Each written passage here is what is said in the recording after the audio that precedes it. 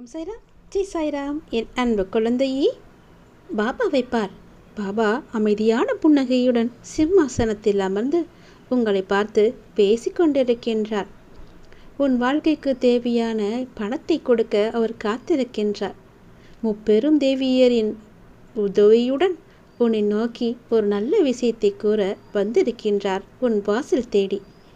உங்கள் பாபா உங்களிடம் நேருவிடம் பேசுவது எப்படி இருக்கும்? உனக்கு என்ன வேண்டும்? பணமா? இதோ இருக்கும் இந்த உலக செல்வங்கள் அனைத்தும் இன்று வரும், நாளை போகும். ஆனால் நிலையான செல்வம் என்பது உன்னுடைய அமைதியும் என் மீதான உன் பக்தியும் தான். நீ தேடும் உண்மையான ஞானமும் செல்வமும் ஆற்றலும் எங்கே இருக்கிறது தெரியுமா? முப்பெரும் தேவியரின் அருளை பார். துர்க்கையின் தைரியமும் லட்சுமியின் ஐஸ்வர்யமும் சரஸ்வதியின் ஞானமும் உனக்கு கிடைக்க நான் என்றும் உனக்கு துணை இருப்பேன். இப்போது நான் சொல்வதை கேள். அடுத்த 30 நிமிடங்கள் உன்னுடைய அலைப்பாயும் மனதை அடக்கி அமைதியாக என் நாமத்தை சொல்லி தியானம் செய். இந்த உலகத்தின் ஓட்டத்தை நிறுத்திவிட்டு உன் மனதை என்னிடம் ஒப்படை. அந்த 30 நிமிட அமைதி உனக்கு தேவையான அனைத்து வழிகளையும் செல்வங்களையும் மன அமைதியையும் உன் வாழ்வில் கொண்டு வந்து சேர்க்கும். நான் இருக்கின்றேன், பயப்படாதே. செல்வத்தின் ரகசியத்தை இந்த 30 நிமிட ஆன்மீக பயணத்தில் நீ உணரப் போகின்றாய். நான் உன் கண்களுக்கு இப்போது என்ன தெரிகிறது?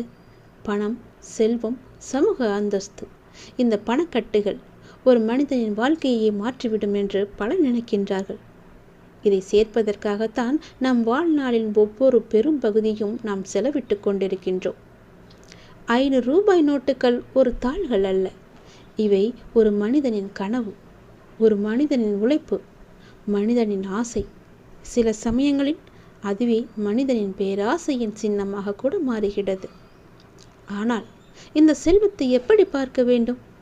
இது வெறும் காகிதமா அல்லது ஒரு சக்தி வாய்ந்த கருவியா? இந்த கேள்விகளுக்கு விடை காண நாம் ஒரு ஆன்மீக பயணத்தை மேற்கொள்ள வேண்டும். சீரடி சாயப்பா எளிமையின் வடிவம். எந்த செல்வமும் அவரிடம் இல்லை. ஆனால் அவரிடம் இருந்தது என்ன? மன அமைதி, கருணை, தெய்வ நம்பிக்கை. அவரது பார்வையில் செல்வம் என்பது ஒரு மாயை. பணம் ஒரு நல்ல வேலைக்காரன், ஆனால் ஒரு கெட்ட எஜமானன் என்பது பழமொழி அல்லவா? நீங்கள் பணத்தை தேடி அலையும் வரை நீங்கள் அதன் அடிமையாக இருப்பீர்கள். ஆனால் நீங்கள் இறைவனின் மேல் நம்பிக்கை வைத்து உங்கள் உழைப்பில் கவனம் செலுத்தினால் அந்த செல்வம் உங்களை தேடி தானாகவே வரும். சாய்பாபா போதித்தது இதுதான். உங்கள் உள்ளத்தில் அமைதி இருந்தால் உங்களுக்கு வெளியிலிருந்து எந்த செல்வமும் தேவையில்லை. பாபா முப்பெரும் தேவிகளின் அழகாக முப்பெரு தேவிகளினுடன் உங்களுக்கான தங்க நாணயங்களை கொட்டும் ஒரு அரிய வாய்ப்பை கொண்டு வந்திருக்கிறார். முப்பெரும் தேவிகள் லட்சுமி, துர்கா, சரஸ்வதி 3 பேரும் அமர்ந்திருக்கும் தங்க சிம்மாசனம் உனக்காக காத்திருக்கிறது. அவர்களுக்கு முன்னால் பொற்குவியல்கள், தங்க கட்டிகள் லட்சுமி தேவியின் கரத்திலிருந்து தங்க நாணயங்கள் கொட்டப் போகின்றன. இது வெறும் செல்வம் அல்ல, இது தெய்வீக அருளின் சின்னம். லட்சுமி தேவி செல்வத்தின் அதிபதி. ஆனால் அவளின் அருள் யாருக்கு கிடைக்கும்? உழைப்பாளர்களுக்கு, உண்மையாக இருப்பவர்களுக்கு, தர்ம சிந்தனை கொண்டவர்களுக்கு. செல்வம் உங்கள் கரத்தில் இருந்து கொட்ட வேண்டும். அதை நீங்கள் மற்றவர்களுக்கு பயனுள்ள வகையில் பயன்படுத்த வேண்டும். செல்வத்தை சேர்த்து வைப்பதில் பெருமை இல்லை, அதை சரியான முறையில் செலவழிப்பதில் தான் புண்ணியம் இருக்கின்றது. துர்கா தேவி உங்களுக்கான தைரியத்தையும், சரஸ்வதி தேவி உங்களுக்கான ஞானத்தையும் வழங்குகின்றார்கள். இந்த 3 பேரும் சேர்ந்தால் நீங்கள் உண்மையான செல்வத்தை பெற முடியும். பணக்கட்டுகள் உங்கள் உழைப்பால் கிடைத்த செல்வம். சாய்பாபாவின் போதனை செல்வத்தின் மீதான ஆசையை குறைத்து மன அமைதியை தேட சொல்கிறது. முப்பெரும் தேவிகளின் அருள் செல்வத்தை சரியான முறையில் பயன்படுத்தி ஆன்மீக முன்னேற்றத்தை அடைய சொல்கிறது. இந்த 30 நிமிடத்தில் நாம் செல்வத்தின் பல்வேறு பரிணாமங்களை அறிந்தால் பணம் அவசியம், ஆனால் அதுவே வாழ்க்கையல்ல என்பதை உணர்வீர்கள். ஆன்மீக அறிவும் தர்ம சிந்தனையும் இல்லாமல் செல்வம் ஒருவருக்கு மகிழ்ச்சியை தராது. உழைத்து சம்பாதிக்கும் பணத்தை சரியான முறையில் பயன்படுத்தி உங்கள் உள்ளத்தில் அமைதியை ஏற்படுத்தி கொள்ளுங்கள். அதன் மூலம் நீங்கள் முப்பெரும் தேவிகளின் அருளை பெற்று உண்மையான செல்வந்தராக மாற முடியும். என்னுடைய அப்பா நான் நிகழ்த்தும் அற்புதங்களை ஆவலுடன் மற்றவரிடமிருந்து ஆனந்த கண்ணீருடன் கேட்டு உருகும் நீ என்னுடைய குழந்தையே. உன் வாழ்வில் அப்படி ஒரு அற்புதம் நிகழாதா என்றுதானே மனதில் ஆதங்கப்பட்டு கொண்டிருக்கின்றாய், நினைத்து கொண்டிருக்கின்றாய். நிச்சயம் உன் வாழ்வில் என்னுடைய அற்புதங்கள் நிகழப்போகிறது. உன் வாழ்க்கை சந்தோஷமாக மாறப்போகிறது. நான் உன்னை தேர்ந்தெடுத்தது நீ முன்பு செய்த புண்ணியத்தால். அதுபோன்று நீ என்னை வணங்க ஆரம்பித்து பல புண்ணியங்களையும் சேர்த்து கொண்டாய்.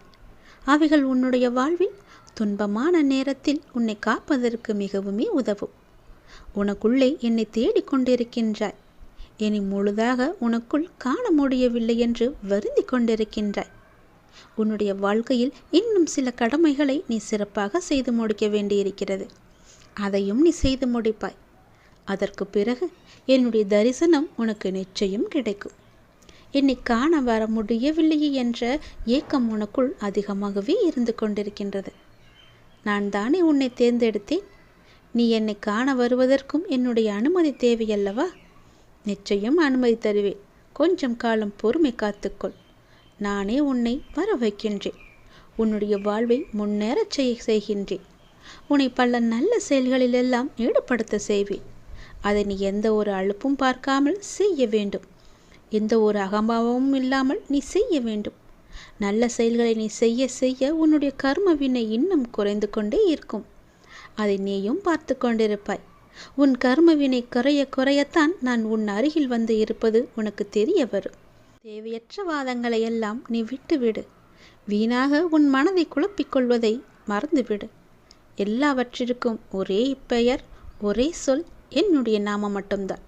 உன்னுடைய நல்ல ஆற்றலை எல்லாம் வீணாக்காமல் என்னுடைய நாமத்தை உச்சரித்து உன்னுடைய பல மடங்கு ஆற்றலை பெருக செய்து கொள். நல்லது நடக்கும். நான் உன் வாழ்வில் பல அற்புதங்களை நிகழ்த்தப் போகின்றேன். கண்ணீரை துடைக்கப் போகின்றேன். உன் வாழ்க்கையை இனிமையாக்கப் போகின்றேன். ஏனென்றால் உன் வாழ்வில் உள்ள இன்னல்களை எல்லாம் நான் போக்கப் போகின்றேன். நீ முயற்சி செய்வது எல்லாமே நிச்சயம் நடக்கும். அதுவும் வெற்றியிலேயே முடியும். உன்னை தேடி வரும் மகிழ்ச்சியாக நான் இருப்பேன். தேடி வரும் மகிழ்ச்சியை நீ தொலைத்துவிடக் கூடாதல்லவா? அதற்காகத்தான் முன்னரே நான் சொல்கிறேன். உன்னை தேடி வரும் மகிழ்ச்சியை நீ இருக்க பிடித்து கொண்டால் உன் எதிர்காலம் மிக சிறப்பாகவே மாறும்.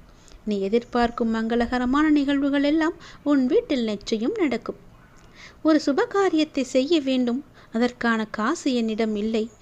சுபகாரியங்கள் நடக்க வேண்டுமென்றால் அதற்கு செலவுக்கு எனக்கு பணம் தேவை என்றுதானே நீ யோசித்து கொண்டிருக்கின்றாய்.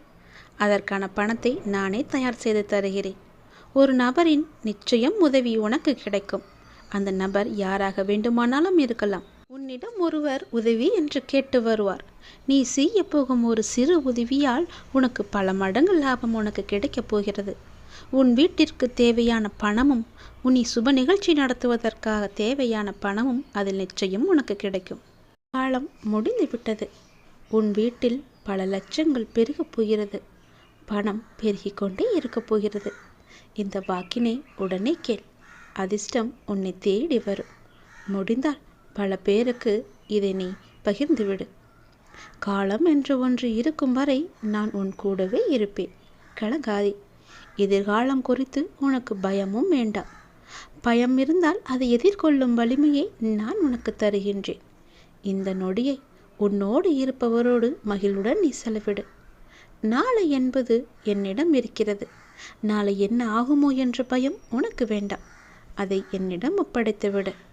முடிந்த நன்மைகளை பிறருக்கு நீ என்று செய்துவிடு. நியாயமாக உனக்கு கிடைக்க வேண்டிய எல்லாமே உனக்கு கிடைக்கும். உன்னுடைய மன காயத்திற்கு மருந்தும் நான் தருகிறேன். காயத்திற்கு மருந்தும் என்னிடம் இருக்கிறது. பலவிதமான உன் மனதுக்கு விருந்தும் என்னிடம் இருக்கிறது. என்னுடைய அருள் உன்னை வந்து நிச்சயம் சேரும். எதை பற்றியும் நீ பயப்பட வேண்டாம். உன்னுடைய வாழ்வில் பல கட்டங்களை நீ கடந்து விட்டாய். முக்கியமான திருப்பம் அடுத்த கட்டம் ஆரம்பமாகிவிட்டது. உனக்கு இப்போது நன்றாக புரிந்திருக்கும். இதுவரை கடினமாக இருந்த என்னுடைய காலம் முதல் பாகம் இப்போது மகிழ்ச்சியான இரண்டாம் பாகமாக மாறுவதற்கான நல்ல அறிகுறிகளெல்லாம் நீ உணர்ந்திருப்பாய். அப்படி உணரவில்லை என்றால் நீ வரும் நாட்களில் அதை நிச்சயம் உணர்வாய். உன்னுடைய வாழ்வின் அடுத்த கட்டம் மகிழ்வானதாக உனக்கு பிடித்த மாதிரியே உன் வாழ்க்கை அமைய போகிறது. உன்னுடைய பண கஷ்டங்கள் எல்லாமே உன்னை விட்டு விலகப் போகிறது. இனிப்பான நிகழ்வுகள் எல்லாம் உன்னுடைய இல்லத்தில் நடக்கும். உன்னுடைய மன வலி போக்கி உன் முகத்தில் புன்னகையை மலரச் செய்ய போகின்றேன். புன்னகையை மலரச் செய்தும் செய்தி உன்னை தேடி வரும். இந்த நொடியை என்னிடம் ஒப்படைத்து விட்டாய். மகிழ்ச்சியாக இரு. நாளையாகும், அதையும் நான் பார்த்து கொள்கிறேன். நாளை என்ன நடக்கும் என்பதை நீ இன்றே யோசித்து உன் புன்னகையை நீ இழந்து விடாதே. உன் வாழ்க்கையை நீ இழந்து விடாதே. உன்னுடைய மகிழ்ச்சி என்னிடம் இருக்கிறது. அதை பத்திரமாக உன்னிடம் திருப்பி தருகிறேன். நான் கொடுக்க போகும் இன்பத்தை நீ ஏற்றுக்கொள்ள தயாராக இரு என் தங்கமே. உன் வாழ்க்கை முழுவதும் என்னிடம் ஒப்படைத்து விட்டாய் என்றால் உன் வாழ்க்கை பற்றி நீ பயப்பட வேண்டிய அவசியமே இருக்காது. உன் எதிர்காலத்தை பற்றிய நினைப்பும் உனக்கு வரவே வராது. காலம் என்று ஒன்று இருக்கும் வரை நான் உன் கூடவே இருப்பேன். பயப்படாதே. உன் கஷ்ட காலங்கள் எல்லாமே முடிந்து விட்டது. நீ கேட்டபடியே உனக்கு பணத்தை நான் தரப்போகிறேன். பல மடங்கு பணம் உன் வீட்டில் பெருகி கொண்டே இருக்கும். இந்த வாக்கினை கேள். பலருக்கும் உன்னால் முடிந்த அளவுக்கு பகிர்ந்துவிடு. அவர்களும் நன்றாக இருக்கட்டும். அதிர்ஷ்டம் உன்னை தேடி நிச்சயம் வரும். என் வாக்கினை நீ மறந்து விடாதே. என் வாக்கு பழிக்கும் நாள் வெகு விரைவாகவே உன்னை தேடி வந்து கொண்டிருக்கிறது. நிச்சயம் உன் வாழ்வில் பல அதிர்ஷ்ட நிகழ்வுகள் எல்லாம் நடக்கும். அது கண் முன்னே நிகழும். சந்தோஷமாக எப்போதுமே நீ இருப்பாய். நீ எனக்கு நன்றி சொல்ல தயாராக இருக்க வேண்டும். ஏனென்றால் உன்னுடைய வாழ்வில் பல நல்லதுகளையும் நன்மைகளையும் நான் செய்துவிட்டேன். விரைவாக அது உனக்கு கிடைக்கப் போகின்றது. இறைவனுக்கு நன்றி சொல்ல காரணம் தேவையா? காரணம் தேவையில்லை. ஒருவேளை உனக்கு காரணம் தேவைப்பட்டால் இன்றைய புதிய நாளுக்கு முதலில் நன்றி சொல். உங்களால் இன்றைய நாளை பார்க்க முடிகின்றது. உங்களால் சுவாசிக்க முடிகின்றது. நீங்கள் உயிருடன் இருந்து கொண்டிருக்கிறீர்கள். அதற்காக நன்றி சொல்லுங்கள். ஒவ்வொரு நாளையும் துவங்கும் போது இறைவனுக்கு நன்றி சொல்ல துவங்குங்கள்.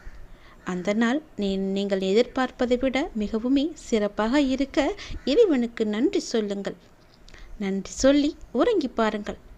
நன்றி சொல்லி விழித்து பாருங்கள். இறைவன் உன் கூடவே இருப்பார். எல்லாவற்றிற்கும் நன்றி இறைவா என்று சொல்லிக்கொண்டே இரு.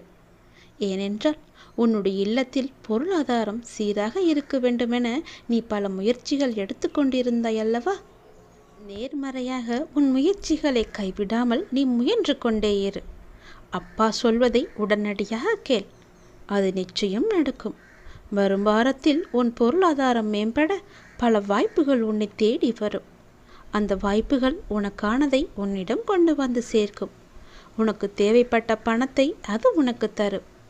உன்னுடைய வாழ்க்கை தரம் கொஞ்சம் கொஞ்சமாக உயர்வதற்கான ஒரு வலுவான அடித்தளத்தை அது அமைத்து தரும். வரும் வாய்ப்புகள் எல்லாம் உனக்கு சாதகமாக நிச்சயமாக மாற்றி உன் வாழ்க்கையை நல்லபடியாக கொடுக்கும் உன்னுடைய கையில். உன் இல்லத்தில் இதுவரை இருந்த பொருளாதார தடையெல்லாம் சீராக விடும். கவலைப்படாதே. நீ எதற்காக பணம் தேவை என்று மனக்குழப்பத்தில் இருந்தாயோ அந்த பணம் வரும் வாரத்தில் உன் கையில் வந்து சேரும். உன் பொருளாதாரம் நிச்சயம் மேம்படும். நான் கொடுக்கும் வாய்ப்பை நீ தவற விட்டு விடாதே. நான் வந்து விட்டேன். நான் வந்த பிறகு உனக்கு எதற்கு கவலை? அடுத்த நிமிடமே உன் மனதில் உள்ள கவலை எல்லாம் மறந்து நம்பிக்கை துளிவிட்டு ஆரம்பிக்கும். பிறகு நீ என்னை பார்ப்பாய். அங்கே உன்னுடைய கவலை எல்லாம் மறந்து உன் கர்மவினை எல்லாம் தீர்ந்து நான் உன்னுடன் ஐக்கியமாகி விடுவேன். நான் உன்னை சிறு பிள்ளையாகத்தான் பார்க்கிறேன். நான் உன்னிடம் சிறு பிள்ளையாகத்தான் விளையாட ஆரம்பித்து உன்னிடம் வந்து கொண்டே இருக்கிறேன். உன் வாழ்க்கை நன்றபடியாக மாறப்போகிறது. என்னுடைய தங்கத்திற்கு, என்னுடைய குழந்தைக்கு என்ன தேவையோ அதை நான் நிறைவேற்றி தரப்போகிறேன். உன்னுடைய மனதில் இருந்த கவலைகளையெல்லாம் தூக்கி எறியப் போகிறேன். நீ எனக்கு நன்றி சொல்ல தயாராக இருக்க வேண்டும். உனக்கு எதற்கு நன்றி சொல்ல வேண்டும்? நீதான் என்னுடைய தகப்பனாயிட்டே என்று உரிமையோடு கொள்கிறாய். அதுவும் நல்லதுதான்.